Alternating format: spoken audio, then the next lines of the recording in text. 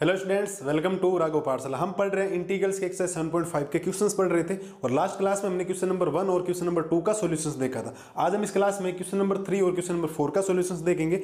ये दोनों question as it is same है। अगर थर्ड आपने कर लिया तो मान के चलिए आप क्वेश्चन नंबर 4 को क्या कर लोगे, बिना देखे भी सोल्व कर लोगे। तो क्वेश्चंस में कंटिन्यू बने रहिए। चलिए शुरू करते हैं। पहला काम है आपको क्वेश्चन नंबर 3 का सॉल्यूशंस देखना। किसका सॉल्यूशंस? 3 का।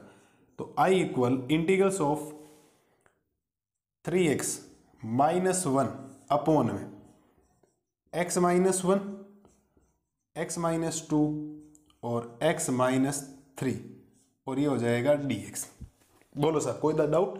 ये हमने इंटीग्रल्स कर दिया। अब ये 3 फॉर्म वाले हैं तो हम लिखेंगे फ्रॉम पार्शियल फ्रैक्शंस। सुनना देखो ध्यान से, आराम से, क्योंकि इसमें जो आप पूरे एक्सरसाइज में 7.5 में देखोगे मेजर काम है आपको पार्शियल फ्रैक्शंस लिखनी है कि इसकी पार्शियल फ्रैक्शंस एक्चुअल में क्या होगी।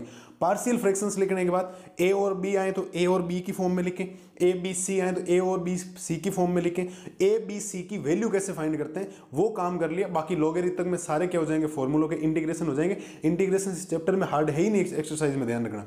मेन मेजर जो काम है, मेजर जो इसमें प्रोसेस है वो है ए बी सी या ए बी, जो भी आपके वेरिएबल आएंगे, कांस्टेंट आएंगे, पार्शियल फ्रैक्शंस में चेंज करने के बाद उनकी वैल्यूज फाइंड करना। तो ध्यान रखना इस बात को, ठीक है।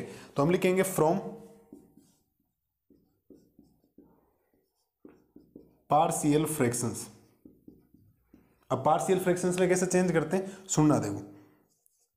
3x minus 1 upon x minus 1, x minus 2 और x माइनस 3। इसको जब चेंज करेंगे तो आप लिखेंगे a upon x minus 1 plus b upon x minus 2 plus c upon x minus 3।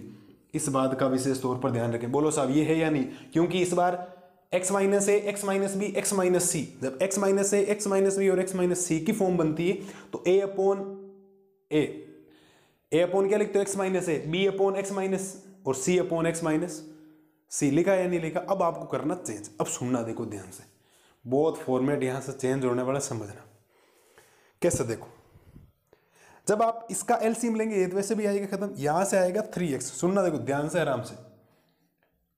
3x minus 1 equal a। अब a में कौन कौन मल्टीप्लाई, देखो ये तो वैसे भी एलसीएम लेने नीचे पर कैंसिल हो जाता है, ये नहीं आएगा, बाकी ये दोनों मल्टीप्लाई में आएंगे इधर। तो a के मल्टीप्लाई में आएगा x माइनस 2 और x माइनस 3। b जब लोगे b के ये मल्टीप्लाई में ये दोनों आएंगे, प्लस में b के मल्टीप्लाई में आएंगे x माइनस 1 और x माइनस 3 और प्लस में c, और c के मल्टीप्लाई में ये नहीं आएगा, ये दोनों बहुत मल्टीप्लाई आएंगे। तो यहां आएगा x माइनस 1 और x माइनस 2। समझना ध्यान से। आपको करना है क्या, इसका एलसीएम लिया हुआ, इनका एलसीएम आएगा x माइनस 1, x माइनस 2 और x माइनस 3। जब आप इनका एलसीएम लेंगे ये तो वैसे भी वैल्यू कैंसिल हो जाएगी। तो a में मल्टीप्लाई कौन होगा, a में ये मल्टीप्लाई नहीं होगी, ये दोनों, क्योंकि जो सेम होगा उसका divide same time one time हो जाएगा। ये दोनों इससे मल्टीप्लाई करवा दी। अब ये नहीं होगा तो ये दोनों इससे मल्टीप्लाई, ये नहीं होगा तो ये दोनों इससे मल्टीप्लाई। अब आपको यहां पर x की वैल्यू जो पुट करनी है, आप पहले किसकी वैल्यू पुट करेंगे समझना ध्यान से। पहला काम क्या, देखो पुट x की वैल्यू सोचते हैं। देखो x की वैल्यू अगर आप 2 पुट करते हो, कितनी पुट करते हो? 2, क्योंकि यहां से x की वैल्यू x माइनस 1 है तो 2 पुट करती है, कंप्लीट 0 हो जाएगा। ये क्या हो जाएगा? 0। x की वैल्यू 2 पुट करती है, ये 0 हो जाएगा। देखो ये 0 हो जाएगा कंप्लीट और ये भी 0 हो जाएगा। क्यों? क्योंकि x माइनस 2 पुट करती है 0 आएगा। ठीक है, ये खत्म होती है। यहां से x की वैल्यू पुट करेंगे हम 2। कितनी पुट करेंगे बेटा? 2। समझना ध्यान से, यहां ए बी सी आपको फाइंड करने, ए और बी आने पर तो लॉगरिथम में सीधा क्या हो जाएगा, चेंजेस हो जाएंगे। हमने x की वैल्यू 2 पुट की, क्योंकि ये आप 3 पुट कर दो, क्या दिक्कत है? 3 करोगे तो ये खत्म, ये खत्म, c आ जाएगा। और 1 पुट करोगे, x की वैल्यू क्या पुट करोगे? 1, तो 1 में ये 0 और ये 0, a आ जाएगा। सारा काम हो रहा है। देखो सोचना ये है कि x की वैल्यू पुट क्या करनी है, और वहां अगर x की वैल्यू पुट हो गई तो इजी वे में क्या हो जाएगा, आपके मेथड क्लियर हो जाएंगे। समझना ठीक है। x की वैल्यू हमने कितनी पुट की? 2 पुट की। तो x की वैल्यू जब 2 पुट करोगे तो यह आएगा 3 मल्टीप्लाई 2 माइनस 1 इक्वल, जहां पुट करो उसको लिखना ही नहीं है, ये कंप्लीट 0 और ये आएगा b। x की वैल्यू 2 माइनस 1 और 2 माइनस 3 और ये भी तो हो गया 0। ठीक है, समझना, इतना 12th क्लास में हो तो ये तो चीजें आनी चाहिए आपको। यहां मल्टीप्लाई क्या होगा? यहां मल्टीप्लाई होगा, देखो 6 माइनस 1 इक्वल में 2 माइनस 1, सॉरी b आएगा ना, बी आएगा। 2 माइनस 1 कितना होता है 1, और 2 माइनस 1 कितना होता है माइनस का 1। तो इधर तो आएगा 5 और इधर आएगा माइनस का b। तो यहां से जो b की वैल्यू आएगी वो आएगी माइनस का 5। b की वैल्यू कितनी आएगी साहब, माइनस का 5। बोलो साहब दिक्कत कुछ, कोई दिक्कत नहीं होनी चाहिए। अब वैल्यू पुट करते हैं, और पुट x इक्वल 1। क्या पुट वैल्यू करते हैं 1। अब 1 करने से फायदा क्या होगा, अब 1 पुट करोगे ये 0 ये 0, क्योंकि 1 माइनस 1 0 खत्म, 1 माइनस 1 0 खत्म। यहां से a आ जाएगा, वैल्यू पुट करता हूं देखो, 3 मल्टीप्लाई 1 माइनस का 1 इक्वल, यह आएगा a, x की जगह 1 माइनस 2 और 1 माइनस 3। बाकी यहां वैल्यू पुट 0 करती, 1 माइनस 1 0, 1 माइनस 1 0, एंड खत्म हो गया।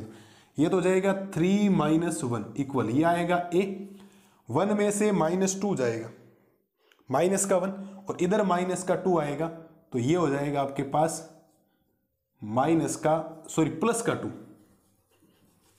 ठीक है, प्लस का क्या आ जाएगा 2, समझना देखो, माइनस 2 में से बन गया माइनस का 1, माइनस 3 में से बन गया माइनस का 2, माइनस के 1 को माइनस 1 से मल्टीप्लाई करोगे आ जाएगा 2। ठीक है, और 2a आ जाएगा ये, और यहां से 2a की जो वैल्यू आएगी वो आएगी 2, और a की वैल्यू आएगी 2/2 यानी 1। तो a हमारे पास कितना रिजल्ट बना है 1। बोलो सर, b आ गया, a आ गया। अब किसकी बारी, c की। अब सोचो क्या पुट करना है आपको, जो c में वो पुट मत करना, बाकी कुछ भी कर देना, ऐसे नहीं 2 कर दो वापस, 2 में से 0 हो जाएगा। देखो x की वैल्यू 3 पुट करो, 3 पुट करती a 0 b भी 0, तो पुट करते हैं x की वैल्यू 3, तो x इक्वल 3। ये पुट करने वाला मेथड बहुत ईजी है, ध्यान रखना बहुत ज्यादा ईजी है। मान के चलो आपको लगने वो लगे कि सर कंपैरिजन वाला नहीं है, कंपैरिजन वाला सिंपल, वो इक्वेशंस बनती है, ऐड करना, सब्ट्रैक्ट करना, वैल्यू वापस पुट करना, एंड नहीं हो रहा, बहुत ज्यादा आपके लंबा प्रोसेस हो जाता है उसमें। ठीक है, तो ये हो गया। देखो x की वैल्यू 3 पुट करते हैं, यहां आएगा 3 मल्टीप्लाई, x की जगह कितना पुट किया 3 माइनस 1 इक्वल, 3 पुट करोगे तो ये 0 ये भी 0, तो c में क्या आएगा c, x की वैल्यू 3 माइनस 1 और x की वैल्यू 3 माइनस 2, 3 को 3 से करोगे 9 माइनस 1 c, ये हो जाएगा 2 मल्टीप्लाई, ये हो जाएगा 1। ठीक है, तो ये आएगा 8, ये आएगा 2c, तो c की वैल्यू आएगी 8/2 और c कितना आएगा 4, c कितना आएगा साहब 4, ये आ गया c की वैल्यू। हमने a b और c, मैंने बोला था मेन प्रोसेस ये है, और एक्चुअल में बात बताऊं, ये जो प्रोसेस है ना 10th क्लास का, किसकी क्लास का है 10th क्लास का। दिक्कत होनी नहीं चाहिए इसके अंदर, आपको बिल्कुल भी नहीं होनी चाहिए दिक्कत की, सिंपल सी चीजें, कुछ है ही नहीं इसमें। a आ गया, b आ गया, c आ गया, वैल्यू पुटिंग वाला मेथड अपनाना है, ध्यान रखना, ना कि कंपैरिजन वाला। वैल्यू पुट मेथड आपको अप्लाई करना है। वैल्यू पुट से कुछ ना कुछ वैल्यूज क्या हो जाएगी, एंड हो जाएगी, एक जो चाहिए वो आ जाएगा। अब वो वैल्यू आई कहां से, जो वैल्यू है उसको 0 के इक्वल करो, उधर ले जाओगे, चिन्ह चेंज कर दो ना, साइन चेंज कर दो, माइनस का 3 है तो प्लस का 3 पुट कर दो, प्लस का 3 है तो माइनस का 3 पुट कर दो, बात खत्म। ठीक है, अब ये वैल्यू करते हैं पुट इसके अंदर, इसमें तो इसके अंदर जब वैल्यू पुट करोगे को 3x minus 1 upon x minus 1, x minus 2 और x माइनस 3, इसको लिखने का फॉर्मेट देखना। एक है तो a है ना, तो a की वैल्यू है 1, तो 1 upon x minus 1,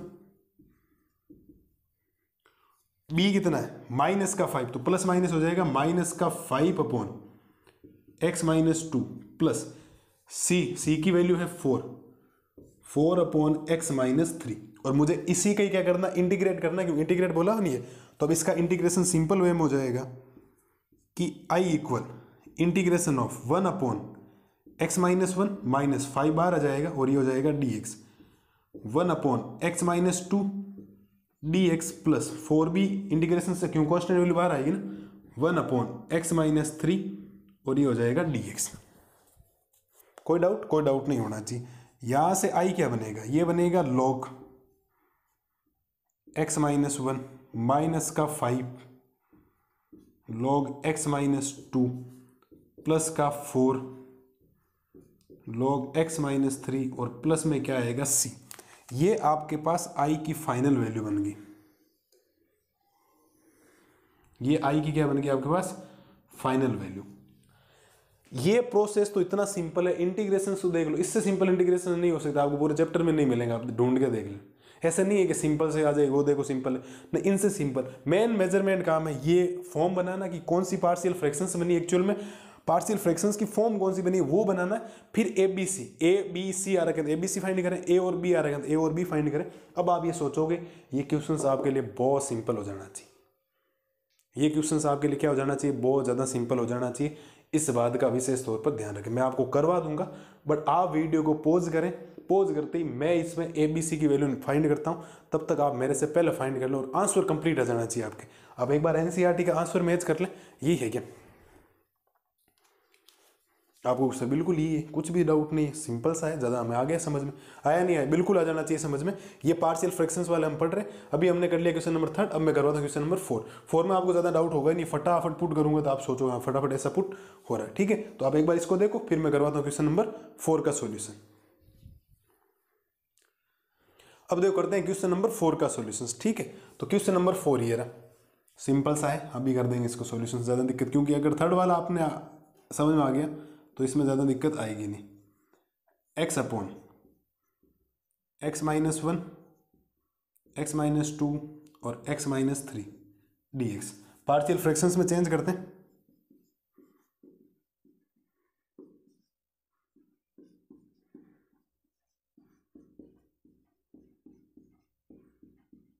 from partial fractions में चेंज होती है, ये बनेगा x अपॉन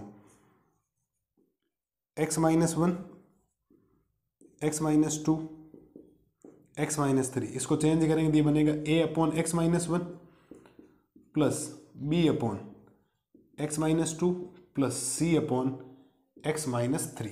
ये बन गया आपके पास पार्शियल फ्रैक्शंस।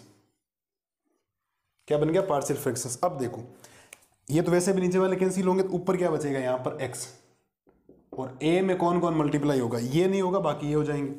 तो a में आएगा x minus 2, x minus 3 plus b में ये मल्टीप्लाई नहीं होंगे, ये हो जाएगा। तो x माइनस 1 और x माइनस 3 प्लस c में कौन होगा, ये नहीं होगा, बाकी ये हो जाएंगे। तो ये होगा x माइनस 1 और x माइनस 2। ये हमने कर दिया पार्शियल फ्रैक्शन से चेंज। अब ज़्यादा दिक्कत आपको आनी नहीं चाहिए, आपको सर कैसे कि इसमें सबसे पहले क्या पुट करेंगे, चलो पहले हर बार आप a फाइंड कर लें, फिर b कर लें, फिर c कर लें। आप देखो अगर आप x की वैल्यू 1 पुट कर देते हो यहाँ पे, क्योंकि 1 आएगी नहीं, यहाँ से 1 आएगी, यहाँ से 1, तो b और c क्या हो जाएंगे 0। तो पुट करते हैं सबसे पहले x की वैल्यू 1। आप ऐसे ऑर्डर से ही करें कि पहले a फाइंड करें, फिर b करें, फिर c करें, ऐसा भी कोई संभव नहीं, आप अपनी मन मर्जी से कैसा भी काम कर सकते हो, ठीक है।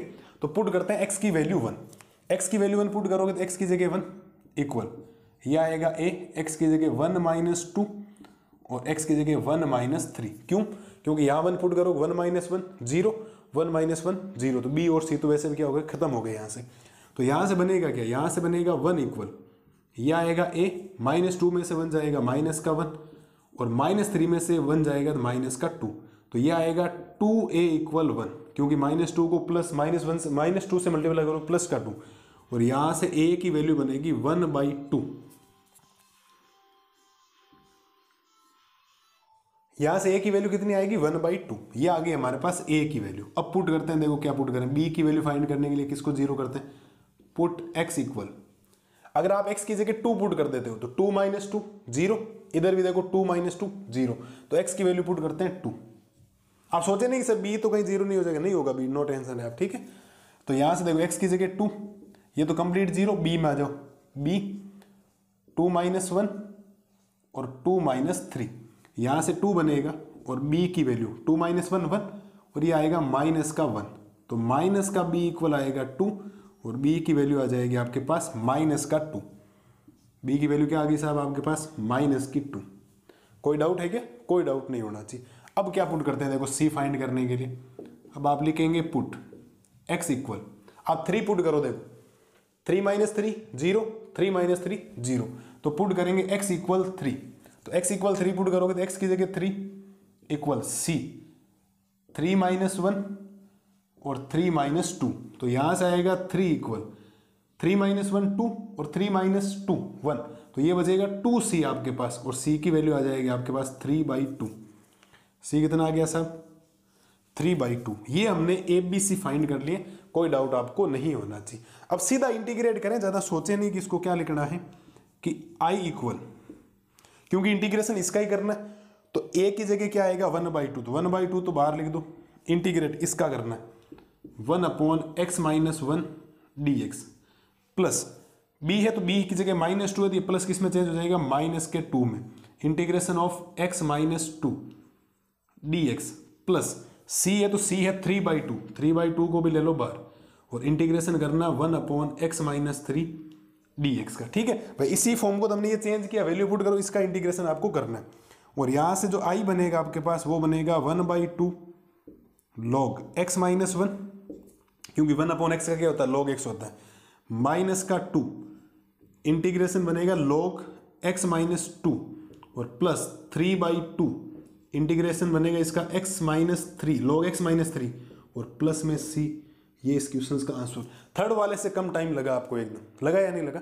थर्ड वाले से बिल्कुल सिंपल क्वेश्चन हो गया, क्योंकि अब आपको ये पुट करना आ जाना चाहिए कि x की वैल्यू क्या पुट करूं जिससे b और c 0 बन जाए, x की वैल्यू क्या पुट करूं जिससे a और c 0 बन जाए जब b फाइंड करोगे, x की वैल्यू क्या पुट करूं जिससे a और b क्या बन जाए 0, जिससे c फाइंड हो जाए। ये तीन वैल्यू आपको अगर आपने आ गई समझ में तो किसी भी टाइप की कोई दिक्कत आपको नहीं आएगी, गारंटी है मेरी। ठीक है, तो सेम क्वेश्चन से एज इट इज थर्ड और फोर्थ वैल्यू चेंज आई। बाकी इंटीग्रेशंस देखो ना आप, इंटीग्रेशंस कितने सिंपल हुआ, इंटीग्रेशंस हर बार लॉगरिथम में चेंज हो गया। क्यों? क्योंकि लॉग की फॉर्म बनेगी 1/x-1 log x, 1/x कुछ भी वैल्यू चेंज हुई x-1 x-2 और x-3। तो आज की क्लास में हमने क्वेश्चन नंबर थर्ड और फोर्थ को किया और उम्मीद है कि ये दोनों क्वेश्चन आपको इजी वे में क्या हो जाने चाहिए, क्लियर हो जाने चाहिए। ठीक है, तो ये हमने कर दिया क्वेश्चन नंबर थर्ड और फोर्थ का सोल्यूशन। मिलते हैं जल्दी नई वीडियोज में, क्वेश्चन नंबर नेक्स्ट और कुछ करवाएंगे, 2 करो 3 करो जो भी करें, तब तक आप रिवीजन कीजिए, मस्त रहिए, स्वस्थ रहिए। Thank you.